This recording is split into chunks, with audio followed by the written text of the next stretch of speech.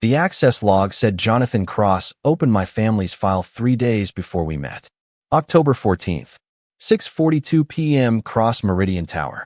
Executive Archive Terminal. User Authentication, J.D. Cross. Document. Continuity Family Agreement, Hart line.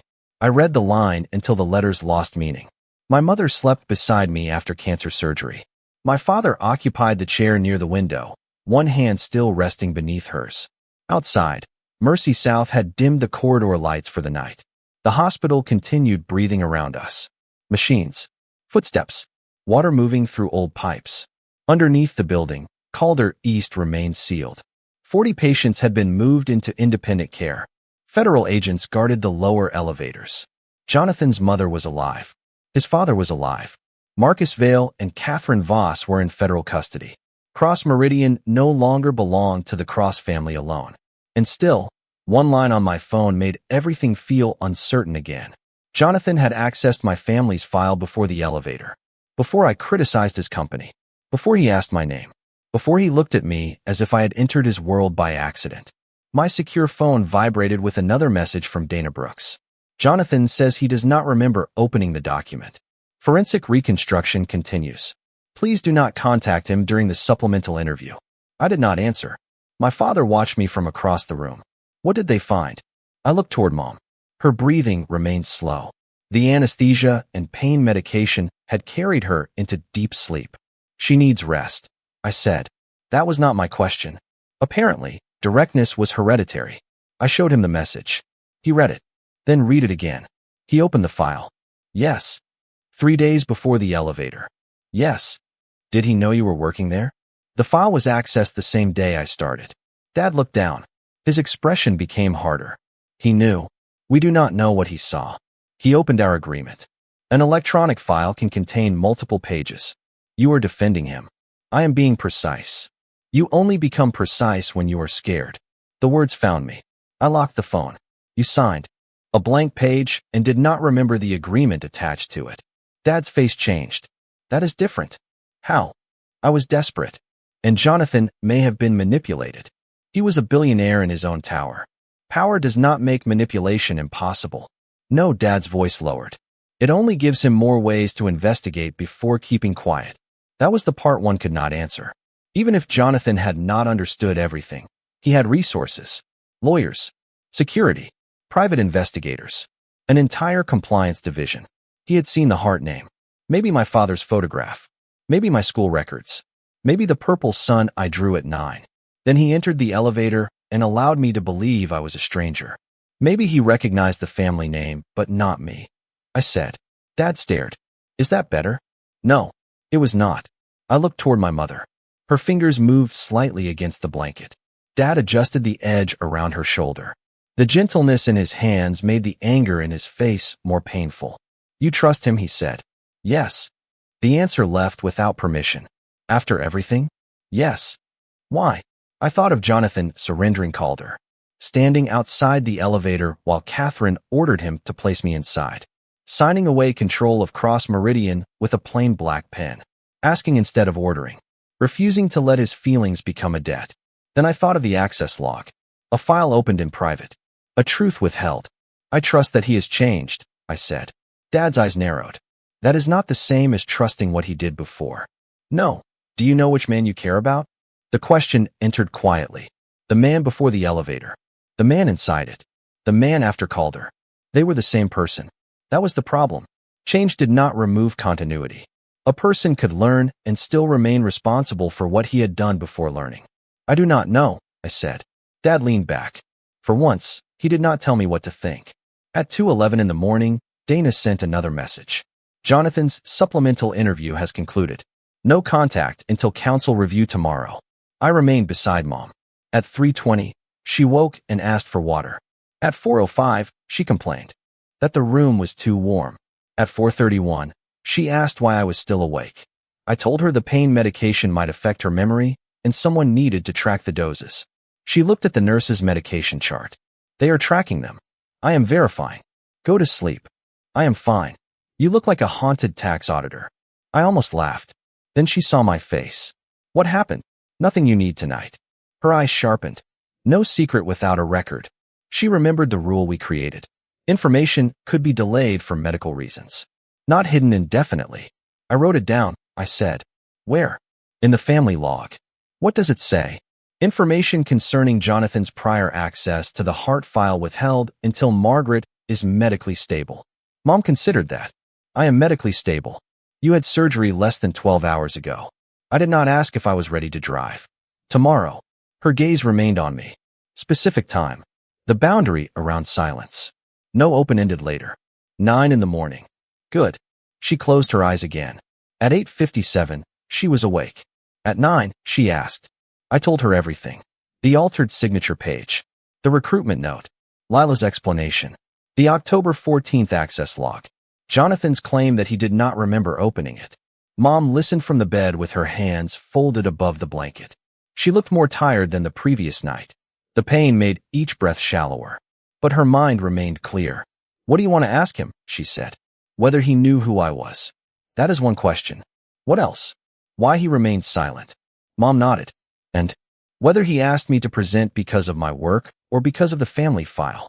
And I looked away. Whether the elevator conversation was real. My mother's expression softened. It was the most personal question. Not did he manipulate the South Harbor investigation? Not did he conceal evidence? Was the moment that changed everything ours? Or had he entered it with information I did not possess? You are afraid the beginning was false, she said. Yes. A false beginning does not make every later choice false. No, but it changes what consented to the connection. Yes. She held out her hand. I took it. Then do not ask him alone. I looked at her. You think he is dangerous? I think you care about his answer. That is not the same.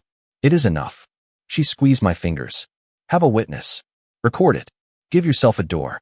The lessons from Calder applied even to love. No private room controlled by the more powerful person. No decision without time. No emotional agreement built around hidden information. Who? I asked. Cameron. I almost rejected the suggestion. Mom saw it. He loves you. That is exactly why he should not be there. He is your lawyer. Community counsel. He understands evidence. He dislikes Jonathan. He understands conflict too. She was right. I hated that. Lila should attend for him. Mom continued. Why? Because she remembers the documents. And Dana? Federal investigators may not allow the conversation. They will if it becomes a recorded witness clarification. Mom settled back.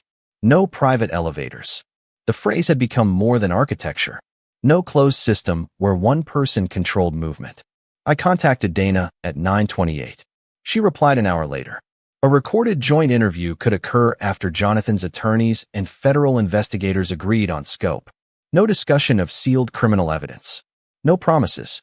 No direct contact outside the room. The meeting was scheduled for 4 that afternoon. Mercy South. Independent conference room. Transparent glass walls. One public hallway. My mother approved the location. Cameron arrived at 3. He carried a legal pad and no coffee. You look worse than yesterday, he said. My mother had surgery. I was referring to the document. You read it. Dana provided a protected summary. Do you believe Jonathan? I believe documents can be manipulated. That was not my question. He looked toward Mom's closed door. Your family has a style. Answer. Cameron's expression became serious. I believe Jonathan may not have knowingly opened the version they are showing you. But the log is real. Yes. He used the terminal. Apparently. Could someone use his credentials? Calder copied biometrics and access certificates. This entry. Past executive authentication. That makes it stronger evidence. Not final evidence. You sound like me. I bill more. I did not smile. Cameron sat beside me in the waiting area. What are you most afraid he will say? That he knew. What are you most afraid he will not say? The harder question. That he remembers. If Jonathan remembered recognizing my family and hiding it, then he had deceived me.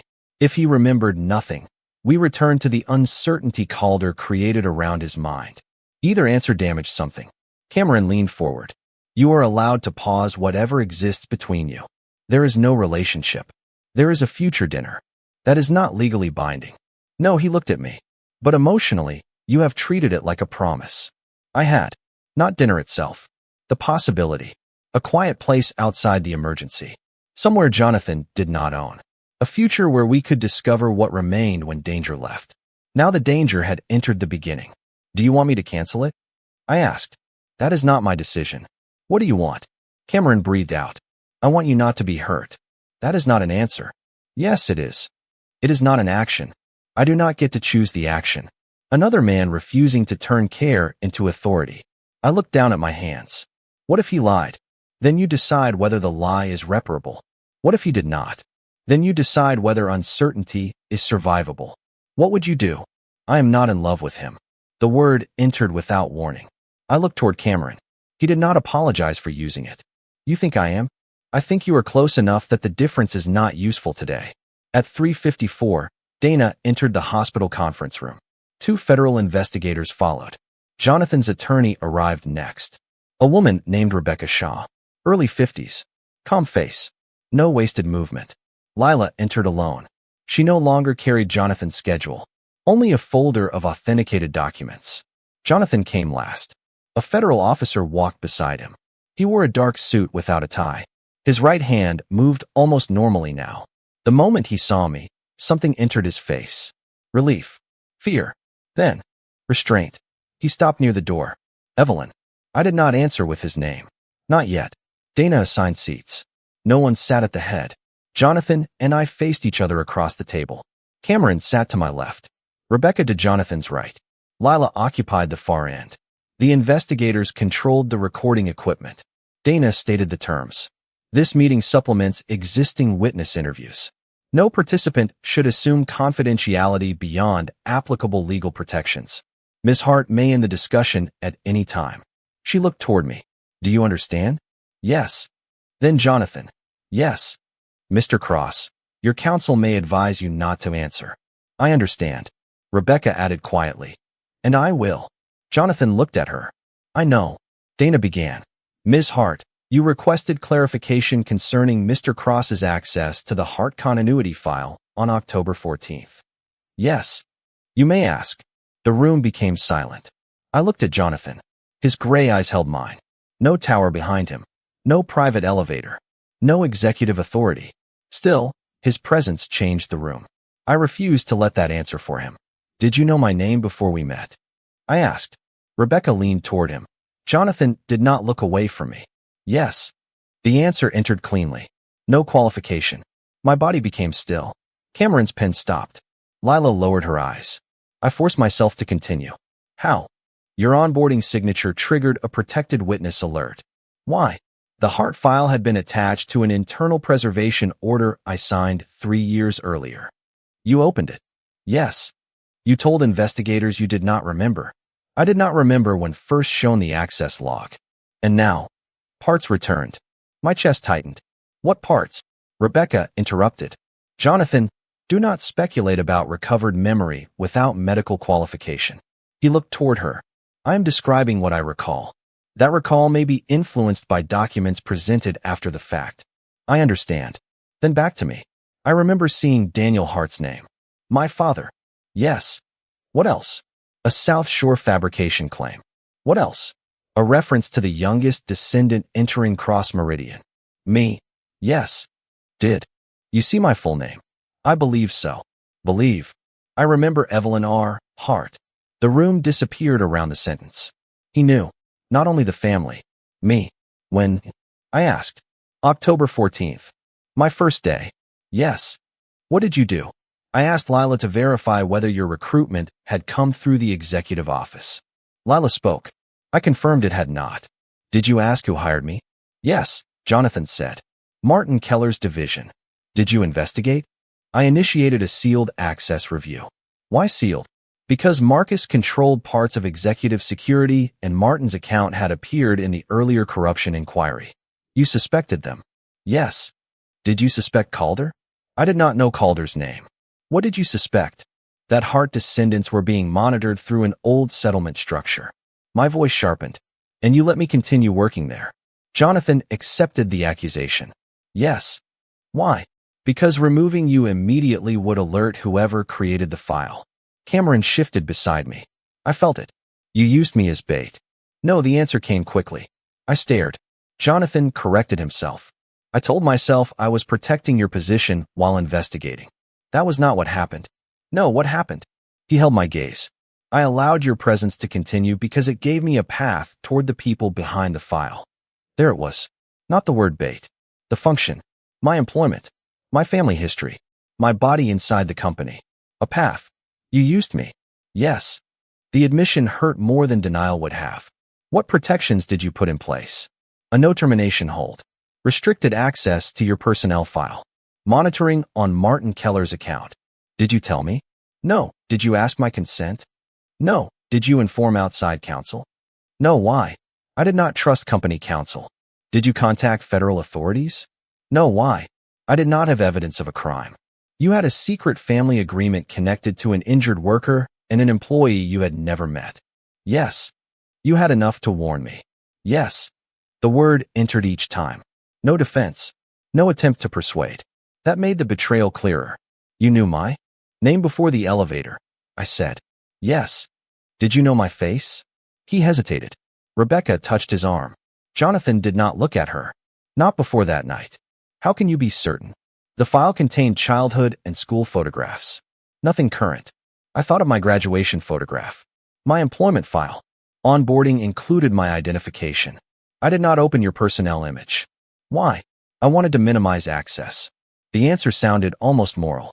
It was not enough. When I entered the elevator, did you recognize the name on my badge? His breathing changed. Yes. The private elevator had scanned my employee identification. My name likely appeared inside. He saw it. Before the doors closed, the room became too small. The entire conversation returned. My phone call with Hannah. My criticism of South Harbor. His questions. The moment the elevator speaker addressed him as Mr. Cross. I had believed both of us entered as strangers. Only one of us had. You knew I was Daniel Hart's daughter. Yes. While I spoke about my mother. Yes.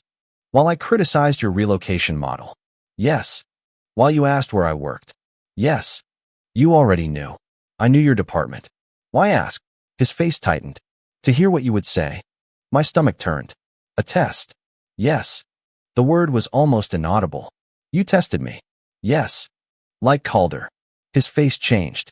No, the answer came with pain. I did not allow it. You withheld information and observed my response under pressure. Yes. You wanted authentic behavior. Yes. You decided the truth would contaminate the result. Jonathan looked down for the first time. Yes. That is Calder. Silence. His attorney closed her eyes briefly. Lila stared at the table. Jonathan lifted his gaze. You are right. I felt anger move through me. Not dramatic. Cold. Organized. What did you want to learn? Whether you knew about the Hart agreement. Why? If you were involved willingly, you might have been placed inside the company to reach me. The answer struck from another direction. You thought I might be working for Marcus. Yes. Or Catherine. I did not know Catherine's role then. But you suspected me. Yes. Why ask me to present the next morning? Your South Harbor analysis was correct. That was all. No, say the rest. His voice lowered.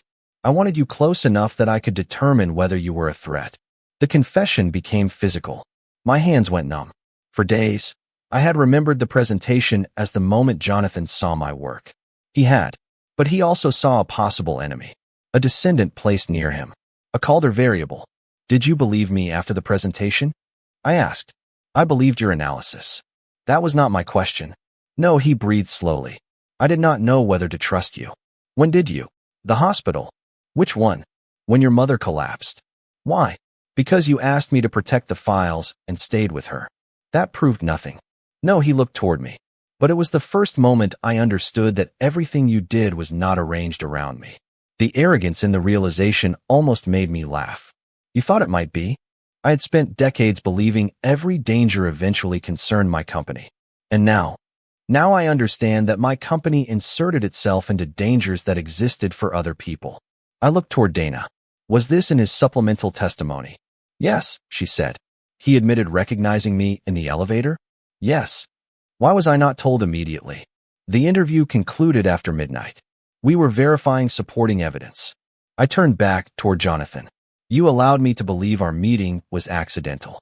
The elevator entry was accidental. That is not the same as the meeting being honest. No, Did you ever plan to tell me? Yes. When? He did not answer immediately. That was the answer. When, Jonathan? After I understood the Hart file. You understood enough days ago. Yes. After Calder opened? Yes. After the gala? Yes. After you asked me to dinner? His face changed. Yes. My throat tightened. You planned a future with me while keeping the beginning hidden. I did not plan a future. You asked for one. A dinner. Do not reduce it now. He stopped. You are right. I hated how often the phrase appeared. Right did not repair what came before it. Why did you remain silent? I asked. He looked toward the recording device. Then at me. Because I was afraid you would believe every choice I made afterward was manipulation. Was it? No, how do I know? You do not. The honest answer hurt most. I looked toward Lila. Did you know he recognized me? She took one breath. Yes. From the elevator? He called me after you left the tower. What did he say? Lila looked toward Jonathan. He did not stop her. He said Daniel Hart's daughter had entered his private elevator and identified a flaw in South Harbor. What did you say? I asked whether he believed the encounter was arranged. And he said no. Why? The elevator entry logs showed you attempted to reach the staff bank. A temporary routing failure opened the executive doors.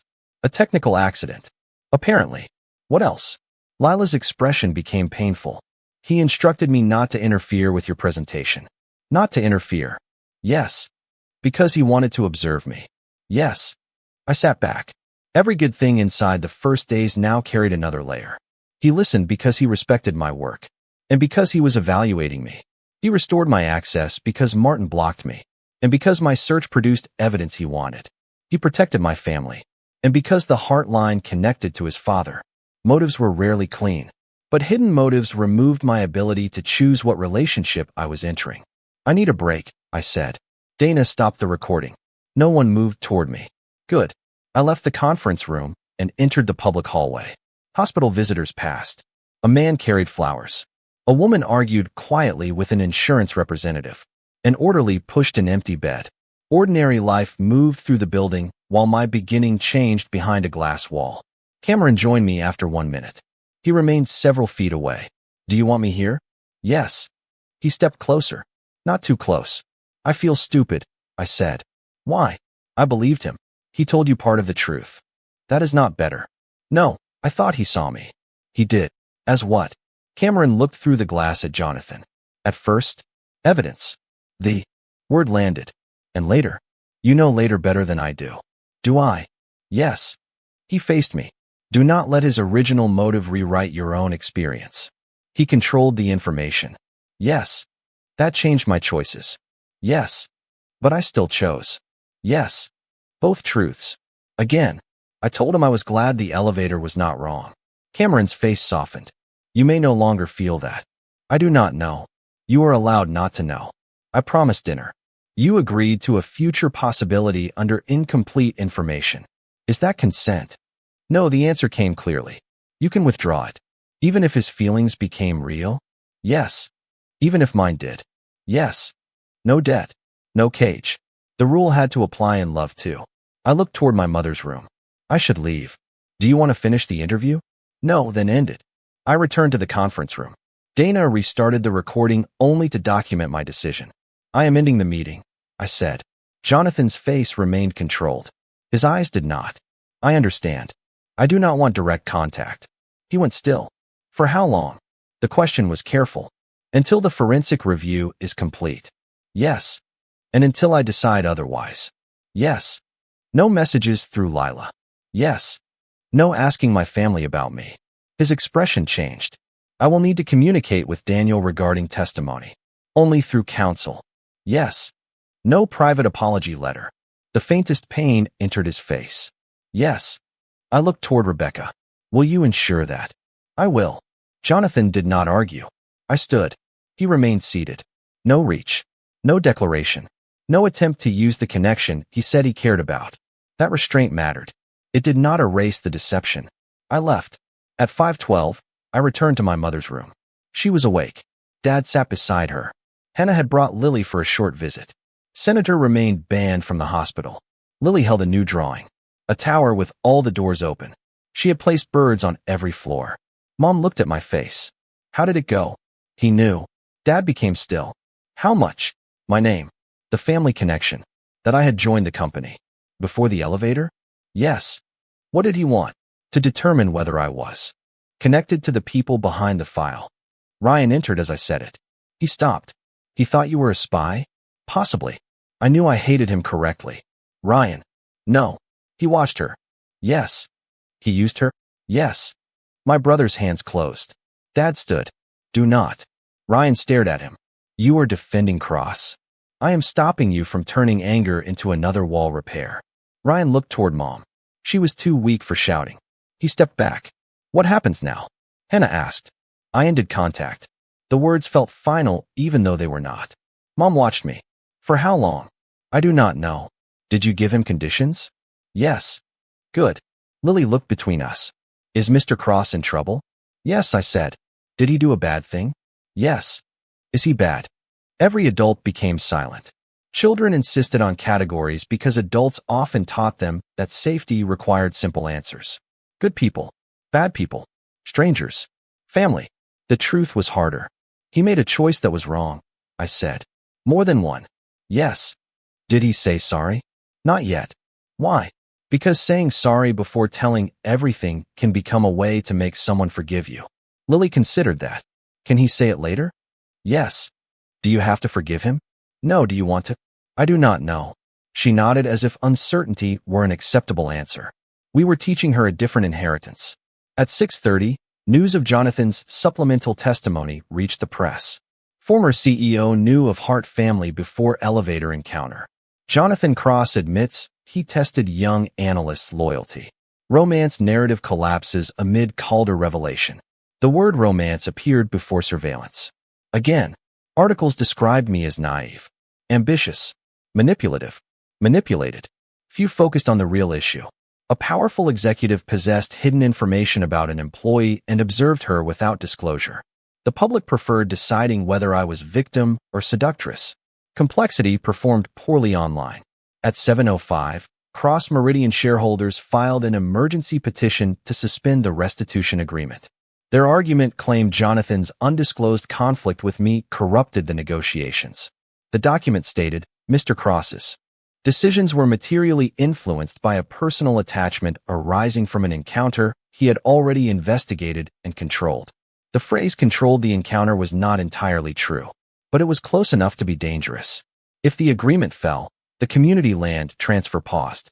Patient funds froze. Medical data protections delayed. Independent voting authority returned to temporary corporate control.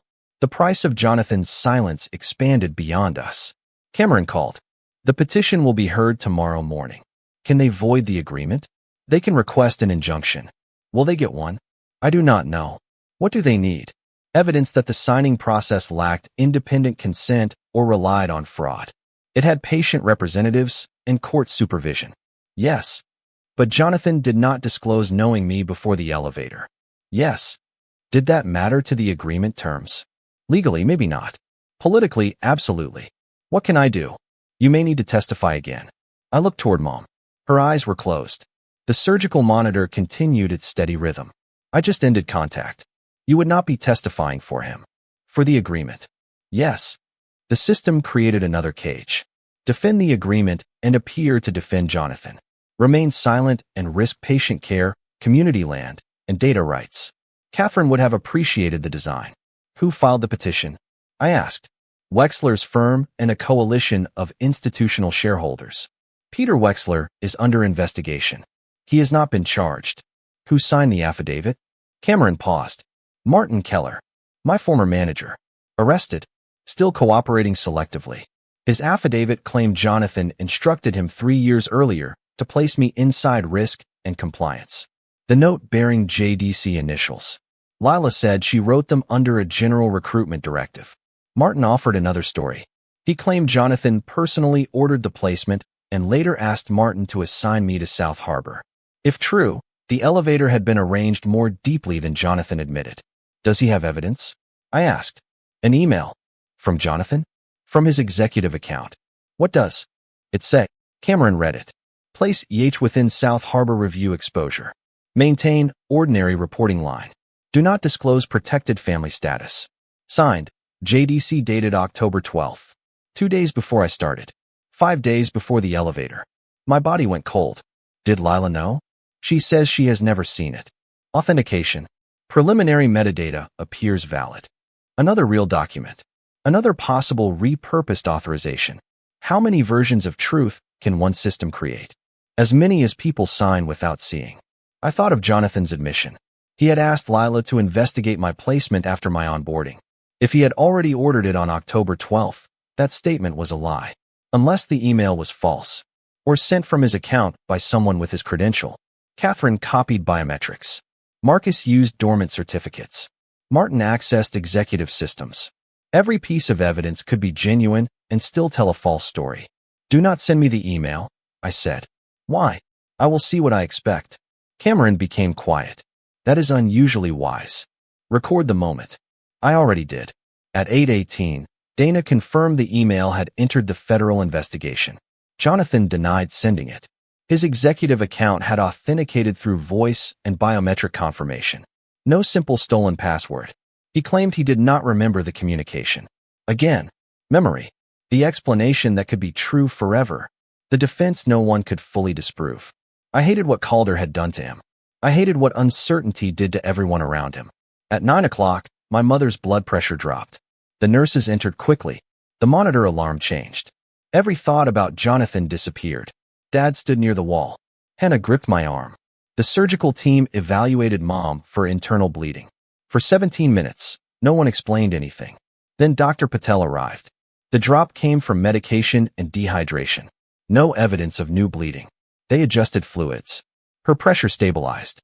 I remained beside her after everyone left. The fear felt different from the gala. No conspiracy. No villain. No code. A human body recovering from surgery. Ordinary danger. We could not expose it into surrender. We could only care for her. Mom opened her eyes near 10. You look angry. You scared us. I was asleep. Your blood pressure dropped. That sounds like the machine's decision. Do not joke. She studied me. Something else happened. The restitution agreement is being challenged. Why? Because Jonathan knew me before the elevator. No, because he did not disclose it before signing. Better. She was teaching precision from a hospital bed. What will you do? She asked. Testify. For him. For the agreement. Can you separate them? I have to. No, her voice remained weak. You have to decide whether you can. I looked toward the dark window. The agreement belongs to patients and residents now. Yes. Voiding it punishes them for his silence. Yes. Then I testify. Mom closed her eyes. That sounds like your answer. Do you disagree? No. Then why do I feel judged? Because you are judging yourself. At 7:45 the next morning, the emergency hearing began. I attended remotely from Mercy South. My mother remained beside me, asleep. A privacy partition separated her bed from the camera. Cameron sat in the hospital conference room with me. Dana appeared for the government. Naomi represented the Calder Medical Trust. Mrs. Delgado represented South Deering. Jonathan appeared from federal custody. He looked as if he had not slept. The shareholders argued first. Their attorney claimed the restitution agreement had been negotiated under emotional manipulation. They described me as an undisclosed romantic interest. Jonathan as compromised. Community representatives as influenced by a fraudulent narrative of accidental discovery. They argued the agreement's $12 billion cost constituted waste. Waste. Medical care for people experimented on without consent. Land returned to a neighborhood targeted by an armed clearance system. Data rights. Employee protection. All classified as waste because value moved away from shareholders. Judge Warren listened, then asked, which provision would you alter if Ms. Hart and Mr. Cross had never met? The attorney hesitated. The entire agreement requires reconsideration. That was not my question. He identified the personal share contribution, community land transfer, privilege waiver, the provisions most expensive to existing power. Judge Warren asked whether patients consented independently. Yes, but did the community representatives have counsel? Yes. Did the court supervise execution? Yes. Could Mr. Cross revoke the trust? No. Then explain how a concealed personal connection between two witnesses invalidates the consent of everyone else. The attorney returned to narrative. The agreement arose from Jonathan's guilt toward me. Judge Warren looked toward Naomi. Did Ms. Hart control your signature? No. Then Marisol. No, Mrs. Delgado. She could not control me if she brought lunch. Even the judge almost smiled. Then Martin Keller's affidavit entered. The October 12th email appeared on screen. Place EH within South Harbor Review exposure. Maintain ordinary reporting line. Do not disclose protected family status. JDC Judge Warren asked Jonathan whether he sent it. No. Is that your account? Yes. Your standard signature? Yes. Did the system authenticate your biometric input? According to the log. Do you deny instructing Mr. Keller to place Ms. Hart? Yes. Do you remember reviewing the Hart file on October 14th? Now, partially. Do you remember sending this email 2 days earlier? No. Then how can you deny it? Jonathan looked toward the camera. Because the instruction contradicts what I remember asking Lila to investigate afterward. That is not proof. No. Could your memory be incomplete? Yes. Could you have sent it? His attorney whispered. Jonathan listened, then answered. Yes. The admission shook the room. Do you believe you did? No, but it is possible. Yes. No convenient certainty. No categorical defense. Judge Warren asked. Why did you fail to disclose your prior knowledge of Ms. Hart before executing the agreement? Jonathan looked toward my remote image. Then away. Cowardice. His attorney became still. The judge waited. He continued. I believe disclosure would make every later action appear manipulative. Was that belief wrong? No. The answer surprised everyone. He looked toward the shareholder attorneys. It did make them appear manipulative because some were. The room quieted. I evaluated Ms. Hart without her knowledge. I withheld the Hart file. I asked questions whose context I controlled. Those actions were wrong. Did you manipulate the restitution representatives? No. Did you manipulate Ms. Hart into supporting the agreement? No. Why should the court believe you?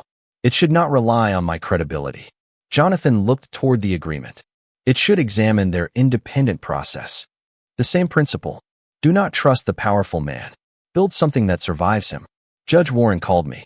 I affirmed remotely. The shareholder attorney began. Ms. Hart, do you still have personal feelings for Mr. Cross? Yes. Despite learning he evaluated you as a possible threat? Yes. Then you remain emotionally compromised. I remain emotionally involved. What is the difference? Compromise means my judgment no longer functions. Does it? Sometimes. The honesty unsettled him. Then why should the court consider your testimony? Because I am not the only witness. Did your feelings influence the agreement? Yes. How? They made me more careful about removing his authority. Jonathan looked toward me. I continued. I did not want restitution to depend on whether he remained generous, guilty, affectionate, or afraid. The attorney frowned. So your emotions strengthened the agreement? They made the risk visible. Do you believe Mr. Cross manipulated you? Yes. The word entered publicly. Jonathan's face tightened. Did he manufacture your attachment? No. How can you know? I cannot know every influence. Then your feelings may be part of Calder conditioning. No, that is certainty without evidence. I looked directly at the camera. My feelings are not evidence supporting the agreement. Then why discuss them? Because you used them to challenge other people's signatures. The attorney stopped. I continued. Patients consented through independent counsel. Residents negotiated land authority. Employees reviewed governance. Dr. Reed accepted medical receivership. My relationship with Jonathan does not erase their choices. Your relationship affected him. Yes. He contributed billions. Yes. Would he have done so without you? I do not know. Then shareholders may be losing value because he wanted your approval. I looked toward Jonathan. He did not move. I did not approve him. The room became quiet. I supported an agreement that removed his control. Because you believed it would redeem him. No, then why? Because the money and authority came from systems that harmed people. The attorney leaned forward. Do you still trust Jonathan Cross? The question was not legally necessary.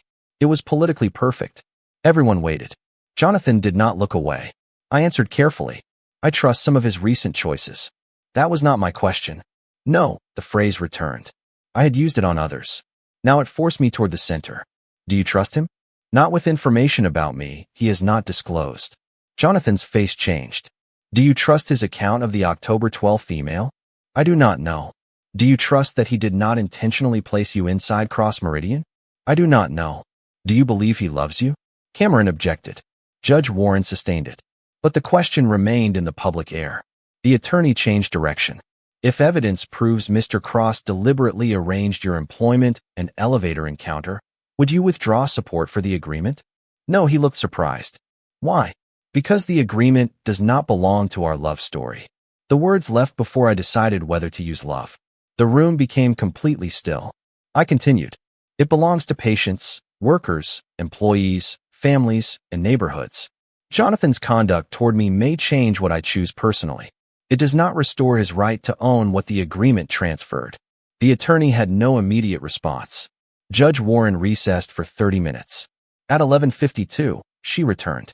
The petition for emergency suspension is denied. The restitution agreement remained in effect. Patient funds continued. South Deering land transfer proceeded. Data protections remained. Cross Meridian's new governance survived. Judge Warren added. This ruling does not resolve allegations concerning Mr. Cross's knowledge, conduct, or credibility. No absolution.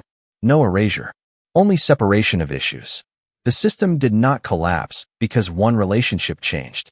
That was what we had built it to do. After the hearing, Jonathan requested permission to make a statement. His attorney opposed it. Judge Warren allowed a limited amendment to his public testimony. Jonathan looked toward the camera. Not toward me alone. Toward the record. Before meeting Evelyn Hart, I knew her name, family association, and protected file status. He spoke clearly. I did not disclose that information. I observed her response without consent. I later allowed public and private narratives to describe our meeting as fully accidental. His right hand rested against the table. I am amending my prior testimony because my silence created a misleading record. He did not say he only wanted to protect me. Did not say his feelings became real. Did not ask anyone to understand. I do not yet know whether I sent the October 12th placement instruction. I will not claim memory loss as proof of innocence. That sentence mattered. Regardless of the email's origin, I knowingly withheld my October 14th access and my recognition of Ms. Hart in the elevator. He looked toward my screen. Only then. She did not consent to being evaluated. I had no right to decide that disclosure could wait. The apology remained incomplete. No request for forgiveness. No emotional appeal. Only accountability. I am sorry. 2 words. Public. Recorded. Unable to demand a response. The hearing ended. I closed the secure screen. My mother opened her eyes behind the partition. I heard. You were supposed to sleep. You testify loudly. What do you think? About the agreement? About him. Mom adjusted the blanket. He finally paid part of the price. What price? Silence. She looked toward the dark screen. Truth becomes more expensive the longer you keep it. The price had been public trust. Legal risk. Our future dinner. Whatever existed between us. Maybe all of it. At 2:14, Dana sent me the first forensic result on the October 12th email. The voice authentication matched Jonathan. The biometric pulse matched Jonathan. The executive terminal was inside his private study. No evidence of remote credential theft. The email likely came from his physical presence. My stomach dropped. Then I read the second page. The authentication recording contained a 7-second phrase.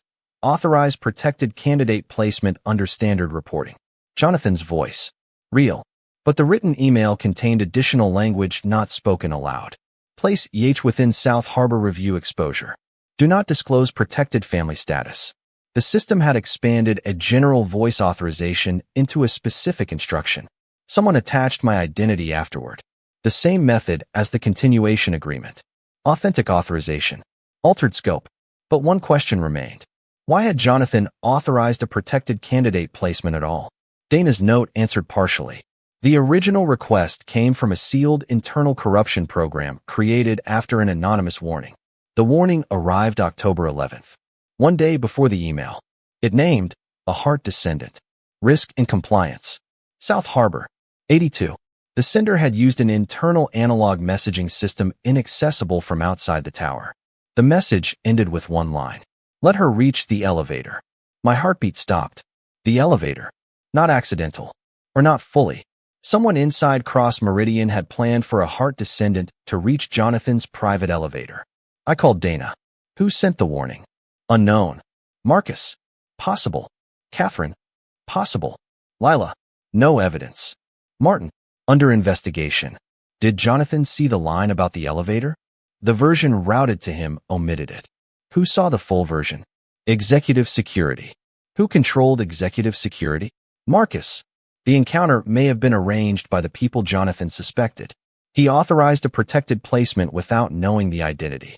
Then opened the Hart file after my onboarding. Then recognized me inside an elevator that someone else may have routed toward me. He used the moment to evaluate me. But he may also have been evaluated. 2. Inheritance lines inside one controlled space. Hart. Cross. Cognitive resilience. Conditioned authority. Catherine did not only want data on me. She wanted our interaction. What did the elevator logs show? I asked. A temporary routing failure. Natural. No. The answer made the hospital room tilt. The executive elevator received a manual maintenance override at 8:16 p.m., 2 minutes before I entered. From where? Sublevel foundation controls. The analog Calder chamber beneath the tower. The one Catherine used during the gala. Who had access? Catherine. Marcus. Possibly Michael Cross through the old relay architecture. Michael. Jonathan's father. The man who tried to bring his son toward the truth. Maybe he arranged the meeting. Not to manipulate us for Calder. To connect the two people most likely to expose it. Or maybe Catherine did it to test us. Same action. Opposite intent. Was the elevator stalled deliberately? I asked. Dana paused. Yes. The power transfer failure between floors 59 and 60 had been triggered manually. The storm was real. The stall was not. The first night had been designed. Not necessarily by Jonathan, but by someone. Why tell me now? Because your encounter is part of the criminal investigation. What exactly were they measuring? We do not know. I did. At least partly. Catherine's inheritance program studied values under pressure. Placed the conditioned administrator and the resilient descendant inside a sealed elevator. Introduce uncertainty. Observe whether power, fear, or empathy controlled the interaction. Jonathan had not raised his voice. I had not deferred. He listened. I challenged. The result may have surprised them. What did the chamber record? I asked. Dana became quiet. There was no audio file in the recovered system. Video? No. Then how did they observe? Biometric elevator sensors. Heart rate. Temperature. Movement. Voice stress without stored words. The body turned into data while the conversation remained ours. Maybe.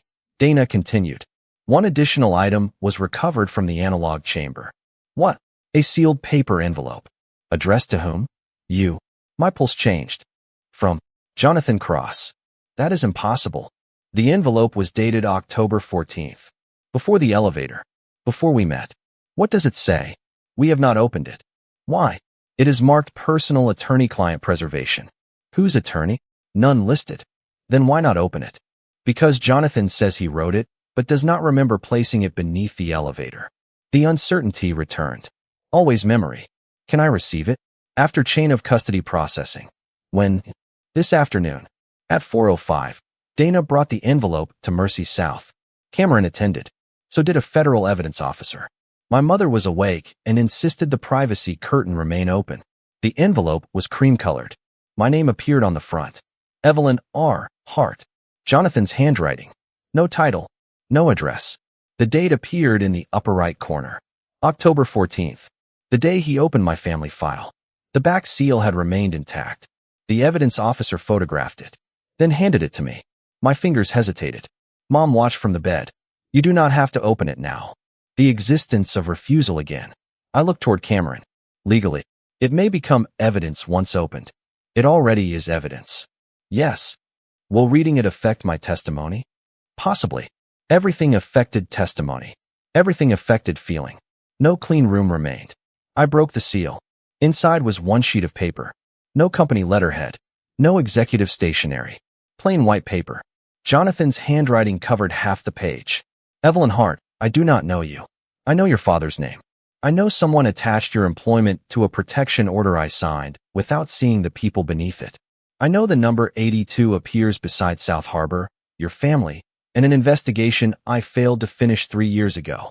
If you have entered Cross Meridian willingly for the people behind this file, I will find out. If you have entered without knowing, then you are already in danger. I am writing because there are periods of my life I cannot account for, and because information disappears after I read it. If I meet you and do not tell you any of this, do not assume silence means ignorance. It may mean fear. It may mean control. It may mean I have become the man they expected me to become.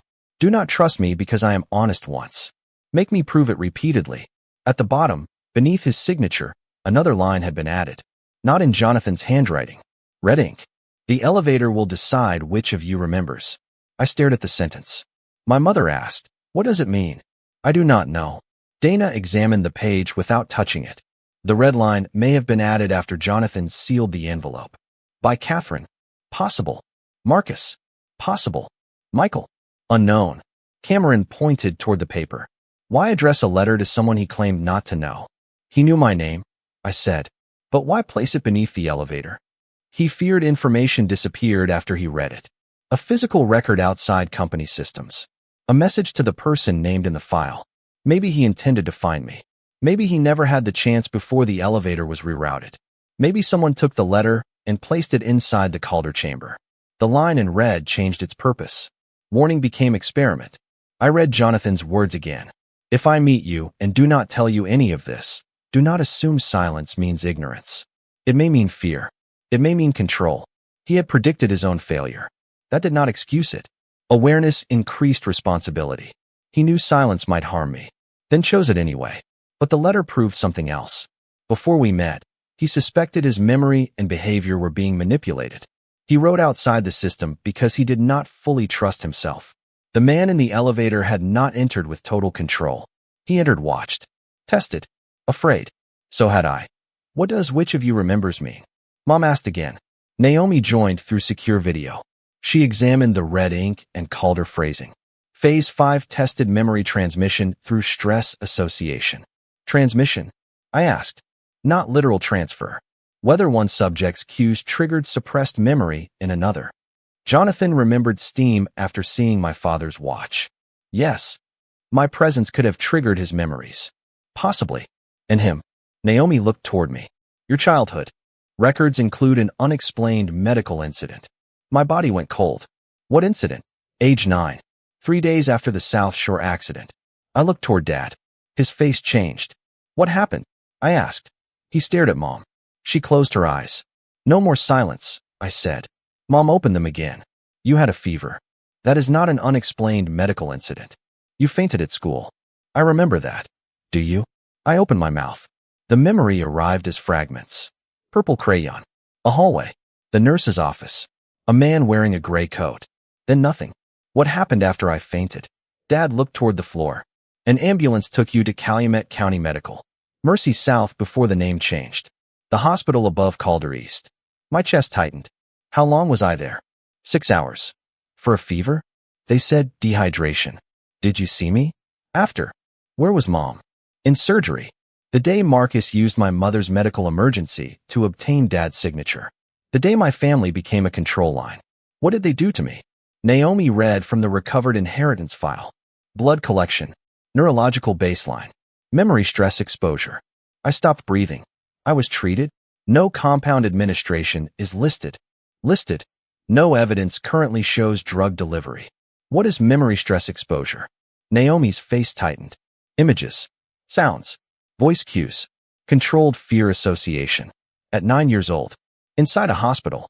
While my mother underwent emergency surgery. What images? The file is incomplete. Voice cues.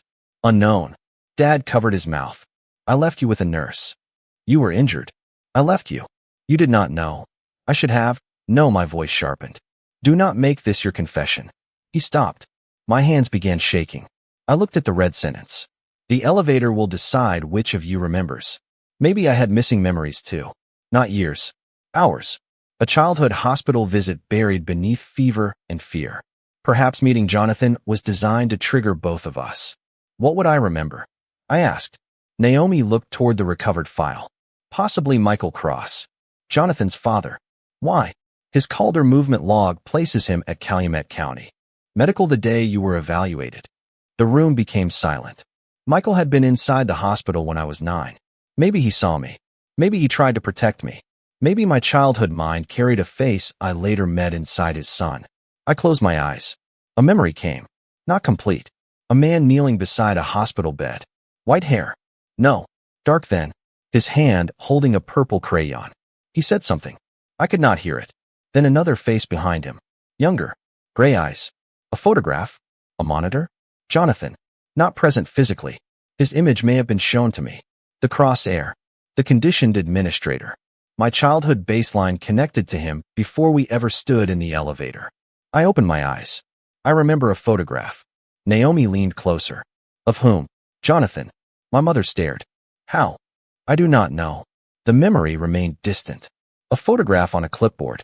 A man asking, does this face make you feel safe? My stomach turned. Catherine's program had introduced Jonathan's image to me at 9.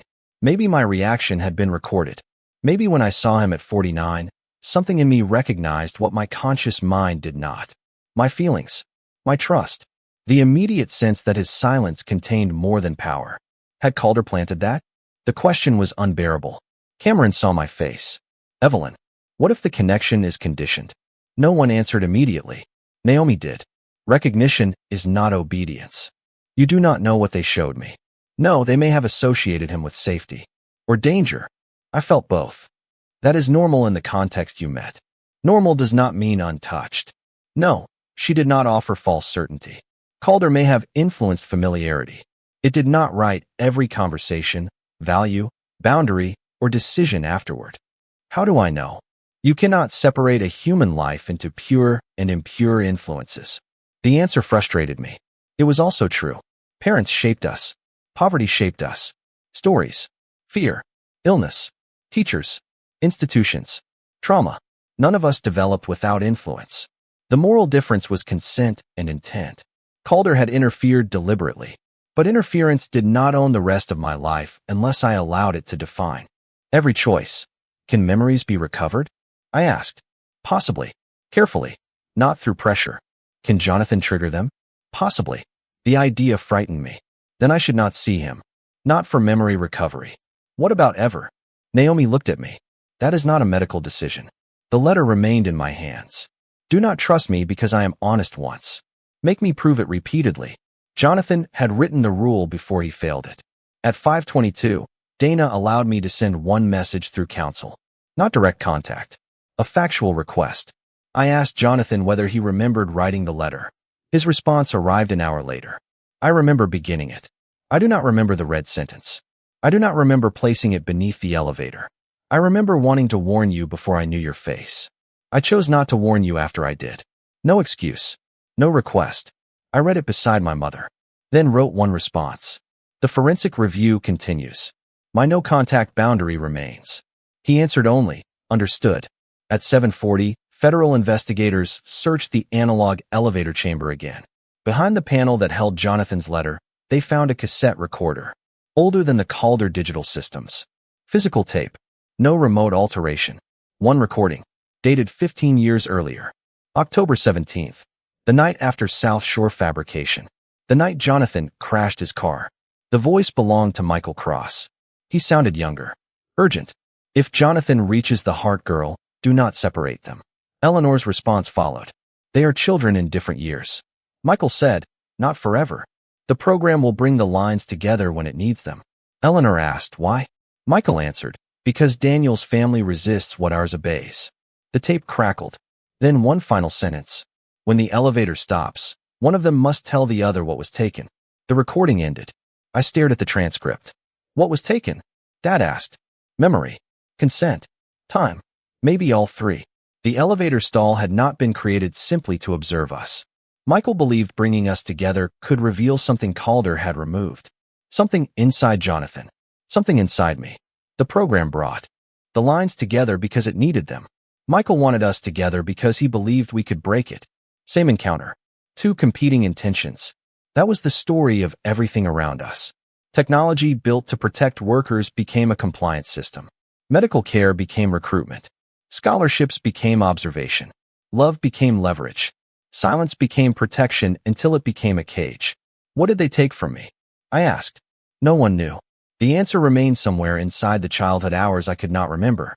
At 9:12, My mother's final post-surgical labs showed stable kidney function. Dad slept in the chair. Hannah took Lily home.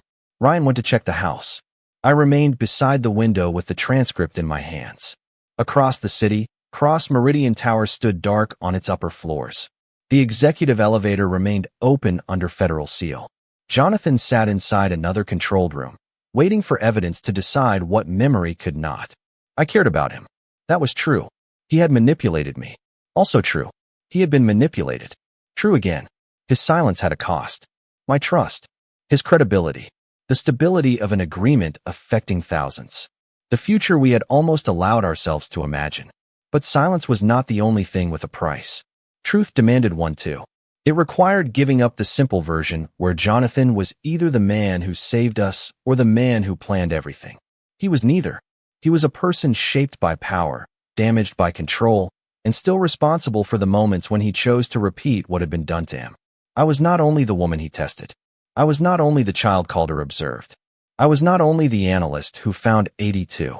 I was a person deciding what happened after the truth arrived. My secure phone lit once more. A message from Dana. New evidence recovered from the elevator recorder.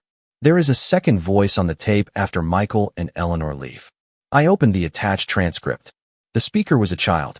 A girl. 9 years old. My voice. I did not remember recording it. The words were simple. I know the gray-eyed man. A second voice asked, "Where did you see him?" I answered, "In the room where." They make people forget. The transcript ended. My hands went cold. I had not first seen Jonathan in a photograph. I had seen him physically, 15 years earlier. Inside Calder. Jonathan was 34. I was 9. He had been treated after his car crash. I had been taken to the hospital during my mother's surgery. For some unknown period, both of us had been inside the same hidden facility. The elevator was not our first meeting. It was our second. And somewhere inside the room where they made people forget, Jonathan Cross and I had already seen each other once, before Calder took the memory from both of us.